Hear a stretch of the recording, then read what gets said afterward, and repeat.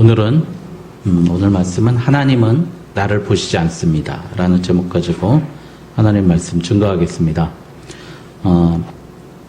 여러분, 우리는 살면서 이렇게 대화 나누고 싶은 사람, 좋은 사람이 있지 않습니까? 그런 사람을 자주 만나게 됩니다. 저는 대화 나누기 가장 싫은 사람이 과거에 했던 얘기 또 하는 사람이 제일 싫습니다. 한 소리 또 하고 한 소리 또 하고. 그래서 우리 술 취했냐라고까지 이야기하지 않습니까? 저는 그래서 만날 때 저분이 어떻게 대화할 때 과연 어떻게 대화하는가, 어떤 말을 주로 하는가 이야기해 보면, 어떤 분은 인터넷에 나오는 뉴스만 늘 이야기하는 분들이 계시고요. 또 어떤 친구들은 늘 자기의 감정만 이야기하는 사람도 있습니다. 내 느낌. 그런 사람들은 주로 타인에 대해서 많이 이야기하죠. 저 사람은 이런 것 같아, 저 사람은 저런 것 같아. 그런 사람이 있습니다. 우리가 하나님께서 우리에게 주시는 좋은 사람이 되는 비결은 뭐냐면, 하나님은요, 오늘 우리가 로이드 존스 목사님 영적 침체 책도 배우지만 제일 중요한 건 생각하는 신앙이 되었으면 하는 거예요. 생각하는 사람이 되었으면 하는 겁니다. 여러분, 저도 영화를 골라볼 때 생각하게 되는 영화를 많이 보게 됩니다. 생각하게 되는 영화를 보게 되면 계속 남아요. 그렇구나, 그렇구나, 그렇구나. 이렇게 생각하게 돼요. 만나도요. 자신의 생각을 이야기하는 사람, 그런 사람을 만나보면 자신의 주장, 아규가 있는 사람, 그런 사람을 더 만나고 싶고 얘기하고 싶어집니다. 제 주위에도 그런 사람들, 제 친구들도 그렇고 주변 목사님들을 만나도 그런 분들을 많이 만나게 됩니다. 내가 무엇인가 생각할 수 있는 사람을 만나는 게 좋습니다. 오늘 베드로에게 주어진 문제가 바로 이거였습니다. 베드로는 하나님 앞에 시장해가지고 지붕에 올라가고 식사 받기를 기다리고 있다가 잠시 쉬었더라. 그러니까 잠이 든 거죠. 그런데 하늘에서 보자기가 와당 하고 내려왔어요. 하늘에서 보자기가 내려왔는데 그 환상을 본 거죠. 꿈속에서. 그런데 레이기에 나오는 먹지 말아야 될 짐승. 그쵸? 굽이 갈라졌으나 되새김질 안 하는 짐승, 비늘 있는 짐승, 나는 짐승, 이런 것들이 쭉 내려온 거예요. 그런데 어떻게 하죠? 하나님께서 그걸 먹으라. 베드로야, 네가 먹으라. 그렇게 이야기한 거예요. 그랬더니 베드로가 이르되, 주여, 그럴 수 없나이다. 속되고 깨끗하지 아니한 것을 내가 결코 먹지 아니하겠나이다. 이렇게 이야기하는 장면입니다. 그러니 하나님께서 두 번째 소리가 있으되 깨끗하게 하신 것을 내가 속되다 하지 말라. 이렇게 말씀하셨다는 거예요. 이 일이 3번이나 있었다는 거예요. 그리고 그 그릇이 곧 하늘로 올라져 가니라. 오늘 이 말씀의 본문입니다. 하나님께서 깨끗하게 하신 것을 내가 속되다 하지 말라고 이렇게 이야기한 겁니다. 제가 다시 한번 말씀드리지만, 우리가 대화할 때 자기 이야기만 하는 사람, 자기 생각만 이야기한 사람이 오늘 베드로와 같은 사람입니다.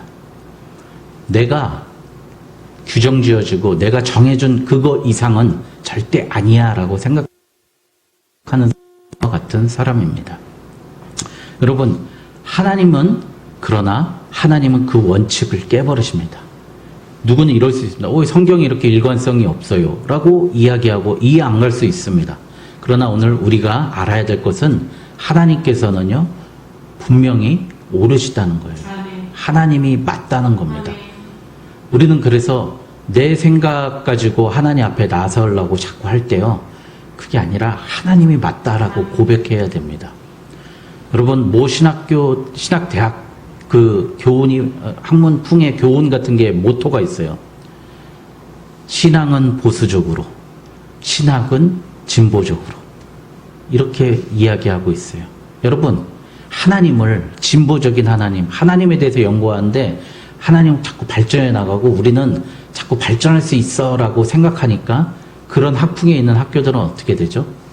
신학이 아니라 인문학을 공부하게 돼요. 결국엔 하나님이 옳다라고 말씀하신 이 성경의 권위가 거기서 공부하던 사람들은 다 뭐라고 이야기하냐면 성경이 다 신화라는 거예요. 거짓말이라는 거예요. 여러분, 그렇게 돼버리는 겁니다. 여러분, 하나님께서 이야기하시고 하나님이 말씀하신 것이 왜 옳은가는 이 성경 66권이 이야기하고 있고요. 우리의 삶으로 알 수가 있습니다. 그러니 여러분, 우리가 인본주의적인 생각, 인본주의적인 하나님의 뜻, 이걸 우리가 자꾸 뒤집고 하려고 하니까 문제가 생긴다는 거예요.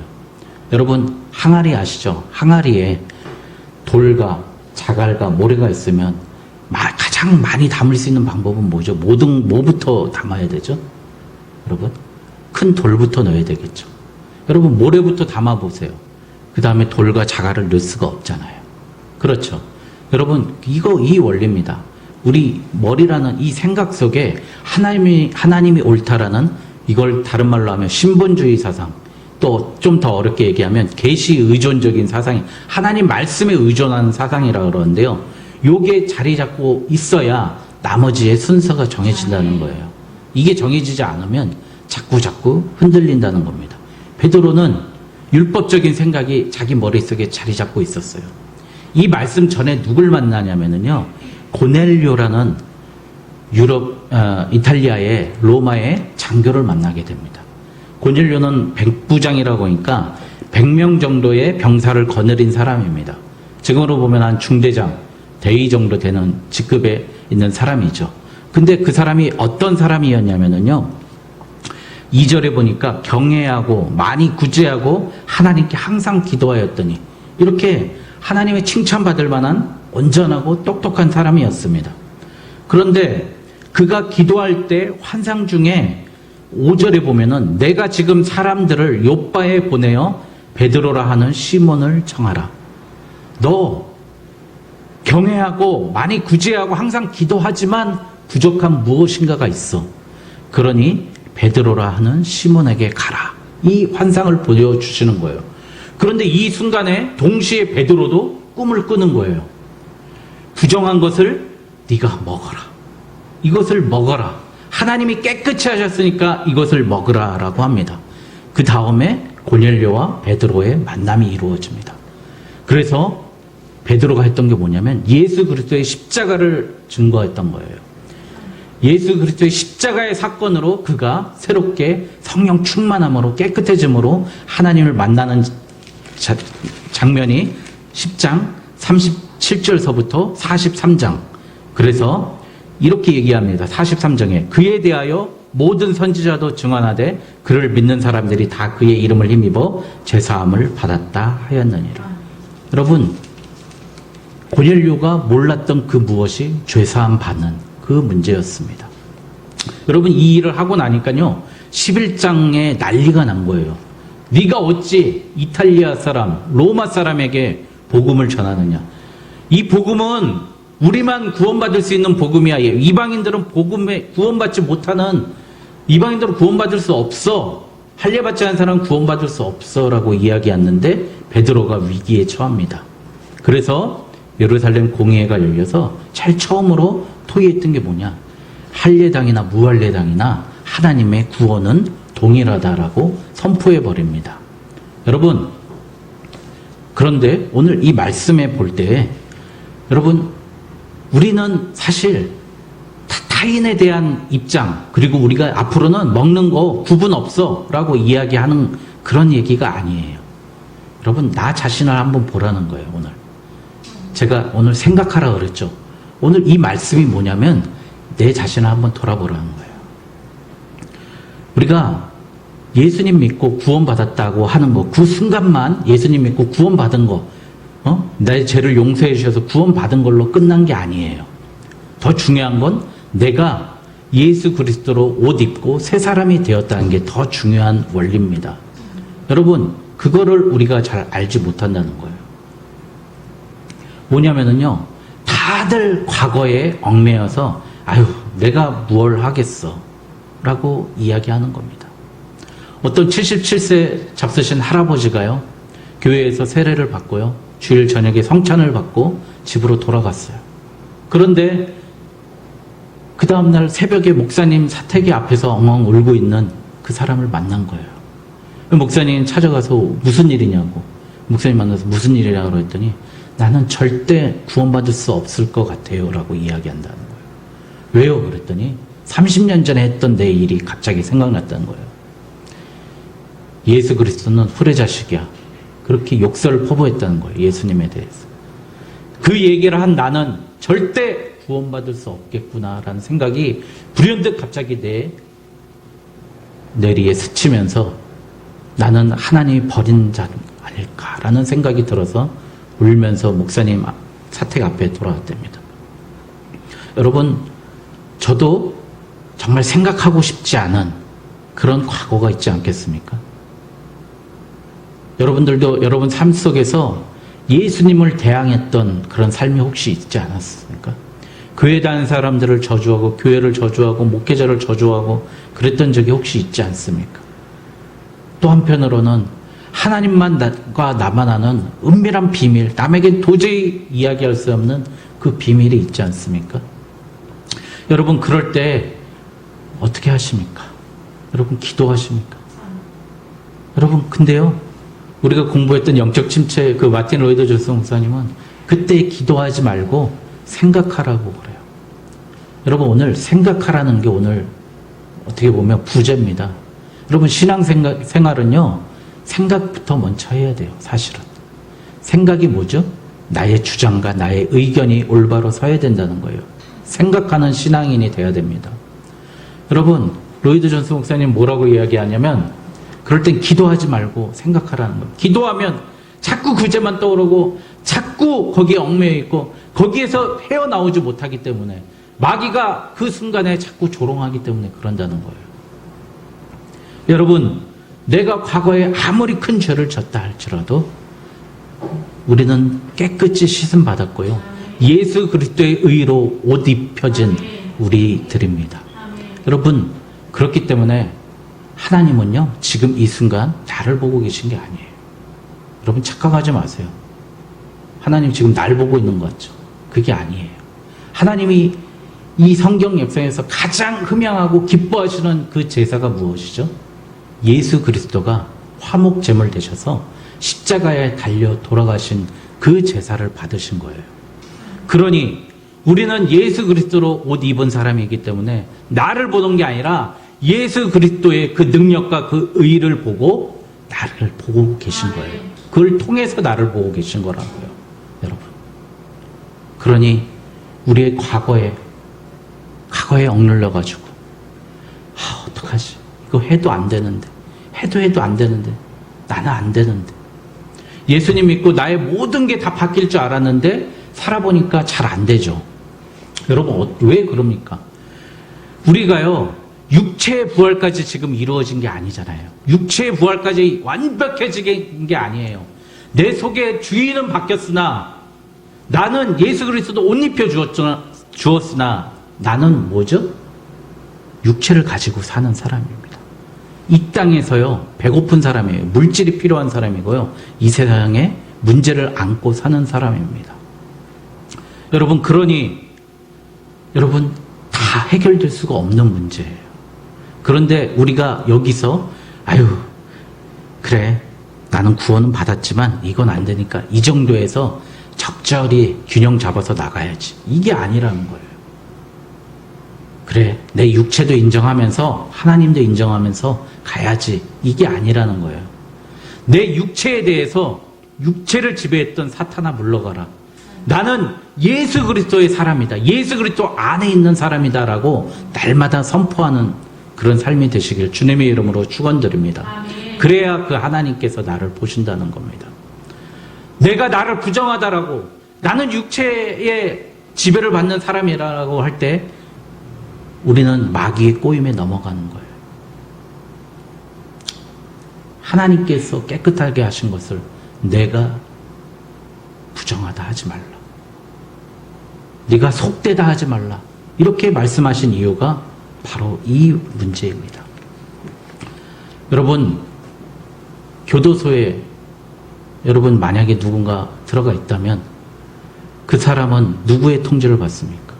교도관의 통제를 받습니다. 여러분, 그 사람이 억울하건 뭐하건 교도관의 통제를 받는 거예요. 여러분, 우리가 천국 시민의 대원 줄 여러분 다 믿지 않습니까? 그러면 우리는 누구의 통제를 받는 사람입니까? 그렇죠. 예수 그리스도의 의를 통해서 하나님의 통제를 받는 사람이에요. 여러분, 그 패스포트를 가지고요, 그것만 있으면 천국에 갈 수 있는 거예요. 여러분, 미국에 우리 뭘로 가죠? 패스포트 하나로 간다고요. 내 인간성 보고 가는 게 아니라, 내가 돈이 많아서 적어서가 아니라, 너 대한민국 시민이네? 그래. 대한민국에서 승인해 줬네? 여권까지 발급해 줬네? 오케이, 통과하는 거라고. 여러분, 옷 입는다는 의미가 무엇인지 이제 알겠습니까? 여러분, 그런데 우리는 우리 스스로 나를 부정하다라고 이야기한다는 거죠. 오늘 베드로처럼 고넬료도 부정하다라고 생각을 하는 거예요. 타인도 부정하다라고 생각하는 거예요. 속되다라고 생각하는 겁니다. 여러분, 그럴 때 우리는 이때 다시 하나님께 생각해야 됩니다. 하나님께 기도해야 됩니다. 하나님, 나는 깨끗해진 인생입니다. 누구도 나를 이제 지배할 수 없습니다. 나는 예수 그리스도로 옷 입고 승리할 것입니다. 그렇게 외치고 나가야 됩니다. 여러분, 누가 뭐라고 그러더라도, 누가 어떤 말을 하더라도, 나에게 어떤 이야기를 하더라도 그렇게 해야 됩니다. 여러분, 그런데 왜 신앙생활 하다가 우리가 이렇게 힘든지 아십니까? 하나님의 소망이 가장 중요하지 않기 때문이에요. 가장 기쁘지 않기 때문이에요. 저는 제 인생에서 솔직히 말씀드리면 가장 기뻤을 때가요, 장교로 인관했을 때가 가장 기뻤어요. 두 번째로 제가 그 5급 공무원 시험 합격했을 때가 제일 기뻤어요. 근데 더 기뻤을 때가, 말로 형용할 수 없는 기쁨이 2달 동안 갔을 때가 있었어요. 예수님 만났을 때가 가장 기뻤어요. 여러분, 2달 동안 그 환상에서 벗어날 수 없는 거예요. 그 뜨거움에 벗어날 수가 없는 거예요. 근데 제가 세상적인 이야기예요. 여러분, 왜 장교로 됐는데 여러분 왜 기쁠까요? 제가 12주, 13주 가입교 기간 동안 13주 동안 그 환난과 고난과 역경을 이겨냈기 때문에 그 기쁨이 컸던 겁니다. 하고 나니까요, 얼마나 좋은지 월급을 저는 한 달 일하면 그 다음 달 말일이나 그 다음 달 20일 날 받았었어요. 그런데 장교가 되니까, 군인이 되니까 월급을 10일 일했는데 한 달치를 다 줘요. 그리고 7월 달이라고 정군수당 50%를 또 주는 거예요. 월급 봉투를 보니까. 내가 얼마나, 내 지위가 이렇게 올라왔구나. 여러분, 그래서 그 고난, 13주 되는 고난과 대학기간 4년을 참고 인내하는 거 아닙니까? 여러분, 왜 신앙생활을 힘들다고 하십니까? 여러분, 야고보 선지자가 너에게 시험을 당할 때 너희가 기뻐하라. 왜 야고보 1장 2절에 그렇게 말하십니까?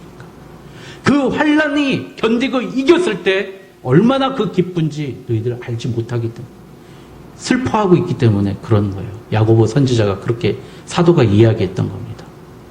여러분, 내가 그렇게 견뎌내니까 그 기쁨이 어마어마했던 거예요. 여러분, 무엇이 자랑입니까? 여러분, 삶 속에서 어떤 게 나의 자랑입니까? 하나님의 영광이 나의 자랑입니까? 내가 천국에 갈 수 있다는 게 나의 자랑입니까? 여러분, 우리 솔직히 얘기하면 내 자랑, 큰 집, 예? 돈 많이 버는 남편, 예? 좋은 차, 그게 자랑이 아니겠습니까? 저도 맨날 그런 유혹에서 이겨내질 못해요. 그런데 하나님만이 내 자랑이고 저 천국이 내 자랑인 사람이 돼야 됩니다. 여러분, 그것이 바로 하나님께서 우리를 의롭다 하시는 그 사람입니다. 그 사람의 최종 목표가 하나님을 자랑하는 사람이에요. 하나님의 영광이고요. 내 자랑은 아무것도 아니었구나. 하나님의 나라가 그렇게 크고 놀랍구나. 그 생각을 가지고 있는 사람입니다. 이번 주 목요일 날 제가 가르쳤던 제자한테 전화가 왔어요. 좀 예배 드리고 싶은데, 교회 주소를 좀 카톡으로 보내달라고. 오늘 못 왔어요. 비가 오고 뭐 이래서. 그 형제한테 제가 감사했어요. 그 형제 둘이 있는데요. 제가 감사했어요. 그들이 하나님을 찾을 때, 어려울 때, 나를 찾았다는 거에 대해서 너무 감사했어요. 그 형제가 3달 전인가 4달 전이군요. 4달 전에 몇 년 동안 연락 안 하다가 저한테 전화를 한 거예요. 새벽 6시 50분에. 왜 전화했니? 그랬더니 새벽 기도하는데 너무 슬프고 힘들고 어려운데 제가 생각이 났다는 거예요. 저를 위해서 기도 좀 해달라고 전화가 온 거예요. 그리고 나서 몇 달 있다가 전화가 온 거예요. 우리 교회 오겠다고. 근데 제가 이 생각을 했어요. 내가 맨날 내 기쁨이 하나님이 아니고 세상의 기쁨인 사람, 세상의 향락과 세상 돈이 나의 기쁨인 사람으로 이리저리 흔들렸다면 그 사람이 나에게 전화했을까? 그런 생각을 했어요. 적어도 나는 내 자리에서 내 중심을 지키면서 지키고 있어야 되겠구나. 그게 나의 사명이구나. 하나님이 가장 위대하신 분이고 하나님밖에 없다는 모습을 내가 꾸준히 견지하면서 가야 되겠구나. 아니 그렇게 생각하는 사람이 있는데요. 어제 우리 김진아 자매가 우리 집에 찾아왔어요. 그동안 교회를 못 나와서 죄송한데 내일 나올게요. 오늘 못 나왔네요. 집은 찾아오는데 교회는 못 오네.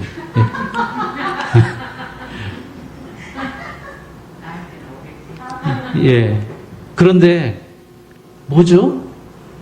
우리 사모님하고 제가 10년 동안 만났는데 우리가 어느 때는 교회 갔다가 어느 때는 안 갔다가 교회도 접었다가 다시 했다가 뭐 이래버리면은 예? 그 사람이 우리를 찾아오겠습니까? 여러분 마찬가지지 않습니까? 여러분 우리 여기 있는 사람들만이라도요 하나님의 모든 영광이 하나님께 영광 돌리는 삶으로 사시는 저 여러분 되시길 주님의 이름으로 축원드립니다. 여러분 그러기 위해서 뭐부터 해야 된다고요? 나는 완전해졌습니다. 예수 그리스도의 옷 입고 나는 완전해졌습니다. 이 고백이 먼저 있어야 됩니다. 그래야 하나님께 영광을 돌릴 수 있는 삶이 됩니다. 여러분 베드로가 고넬료를 만날 때 세상 사람들의 시각과 세상 사람들의 눈치 너 어떻게 이방인을 만나고 그에다 복음을 전해? 라고 이야기했다면 어떻게 했겠습니까? 여러분 그래서 우리 세상에 살아가는 모습 이제 다시 한번 정리하겠지만 여러분 우선순위를 다시 정하는 훈련을 해야 됩니다. 여러분 하나님의 뜻을 받아들이십시오. 이 말씀을 받아들이라는 겁니다. 하나님이 맞다고 하시는 것 그거대로 살아내야 됩니다. 우리가 그러지 않으면 세상 바꿀 수 없습니다. 여러분 제일 문제가 그거예요. 세상을 바꿀 수가 없다는 거예요. 여러분 먼저 그의 나라와 그의 의를 구하라. 그리하면 이 모든 것을 내가 더하리라. 마태복음 6장 33절의 말씀. 너희는 먼저 그의 나라와 그의 의. 여러분 그의 나라와 그의 의부터 하십시오.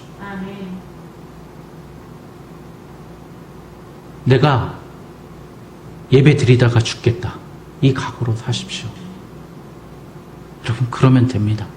그러면 하나님께서 이 모든 것 채워주십니다.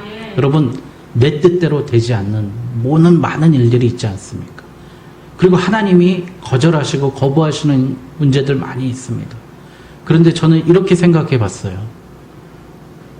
제가 전호덕 집사님하고 지난주에 거절하신 것 저 안창일 집사님하고 담소 나누면서 안창일 집사님 나는 너무 거절을 많이 받아서 참 할 말이 없습니다. 그렇게 하시더라고요. 그래서 제가 저는 거절 안 받았으면 벌써 손자가 있을 것 같습니다.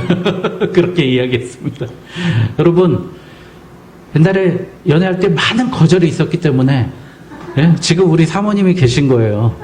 여러분 믿습니까? 여러분 우리 전석 집사님 그 많은 전석 집사님 따르던 여인들을 거절했기 때문에 우리 유경호 권사님이 계신 겁니다. 믿음의 아내가 계신 줄 믿습니다. 여러분, 왜 다 웃으시지? 그런데 여러분, 하나님께서 다 거절하신 거 있어요. 저도 하나님께서 허락해 주신 것, 지금 그때 당시엔 행복했었는데 지금도 여러분 그게 하나님의 응답이 아니었던 게 엄청 많이 있었어요. 지금 돌아보니까 그런 게 많더라고요. 여러분 삶 속에서 그런 게 얼마나 많습니까? 남들이 나한테 박수 쳐주고 그럴 때가, 위기였을 때가 얼마나 많이 있었습니까? 내가 돈 벌고 잘 나갈 때가 어떻게 보면 하나님한테 더 멀어지고 하나님 앞에 엎드리지 않아서 더 위기가 얼마나 많이 있었습니까? 여러분 잘못되라는 얘기가 아닙니다. 여러분 복 많이 받아야 돼요. 저는 맨날 기도합니다. 여러분 부자 되세요. 맨날 기도해요. 여러분 우리가 멋지게 세상 사람들에게 살아야죠.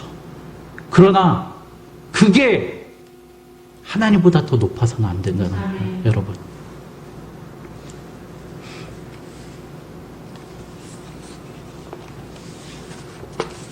여러분 그래서 우리 신앙생활에요, 마귀가 우리를 자꾸 꼬시려고 하는 그 모든 것들 과감히 쳐야 됩니다. 이게 누구에게로부터 오는 생각인가, 누가 나에게 주는 생각인가 우리가 생각해야 됩니다. 그래서 베드로는 베드로전서 2장 24절에 이런 말씀합니다. 친히 나무에 달려 그 몸으로 우리의 죄를 담당하셨으니 이는 우리로 죄에 대하여 죽고 의에 대하여 살게 하려 하심이라. 여러분 우리는 이제 죄에 대해서 죽은 사람입니다. 여러분 한 가지 더 생각하겠습니다. 여러분 내가 과거에 지었던 죄 용서해 주셨잖아요. 그런데요, 오늘 지은 죄도 용서해 주셨고요, 앞으로 내가 지을 죄도 예수님께서 다 용서해 주셨습니다. 이게 십자가의 복음입니다. 여러분 우리는 앞으로 죄 지어도 예수님을 보기 때문에, 내 안에 계시고 나의 옷 입혀주신 그 예수님을 하나님이 보기 때문에 하나님은 우리를 품어주십니다. 그러니까 마음대로 죄 지으라는 얘기가 아니라요, 우리는 그 죄의 노예에서 승리할 힘을 이미 주신 줄 믿습니다. 여러분 그래서 우리는 죄에 대해서 죽고 의에 대해서, 예수 그리스도의 의에 대해서 살게 하시는 겁니다. 그래서 예수님은 우리에게 다 이루었다라고 말씀하시는 겁니다. 무엇을 다 이루었다고요? 나의 구원을, 나 이경재라는 사람의 구원을 다 이루었다는 겁니다. 단번에 다 처리하셨다는 겁니다. 제가 신학교 때 우리가 토론한 적이 있어요. 만약에 외계인이 있으면, 그때 막 그 나사에서도 외계인이 있다고 막 발표한다 그러고 막 그래가지고요, 20 몇 년 전인데 24년 전, 외계인이 있으면 어떡하냐, 있느냐 없느냐 해가지고 조직신학간에 토론한 적이 있어요. 근데 제 뒤에 있던 제 친구가 명답을 했어요. 외계인은 없을 것이다. 왜? 그래. 예수님이 2번 주고 돌아가셔야 되잖아요. 그 외계인도 또 죄를 짓기 때문에. 교수님이 박수를 쳐주더라고요. 여러분 마찬가지예요. 우리는 앞으로 지을 죄도 예수님은 다 용서해 주시고요, 우리를 의롭다 칭해 주신다는 겁니다. 여러분 그러니 나는 의로운 사람이라는 생각으로 나를 존귀히 여기시고요, 내 안에 계신 예수님을 존귀히 여기시고 나는 하나님의 영광만 위해서 사시길 바랍니다. 하나님께서 깨끗하게 하신 것을 내가 속되다 하지 말라. 나에게 있는 과거의 상처나 현재의 문제, 미래의 걱정들 하나님께서 하나님의 영광을 위해서라도 깨끗하시고 가장 좋은 방법으로 가장 좋은 곳으로 내려주실 것입니다. 걱정하지 마시고 예수님의 의를 힘입어서 나아가는 저 여러분 되시길 주님의 이름으로 축원드립니다. 기도하겠습니다.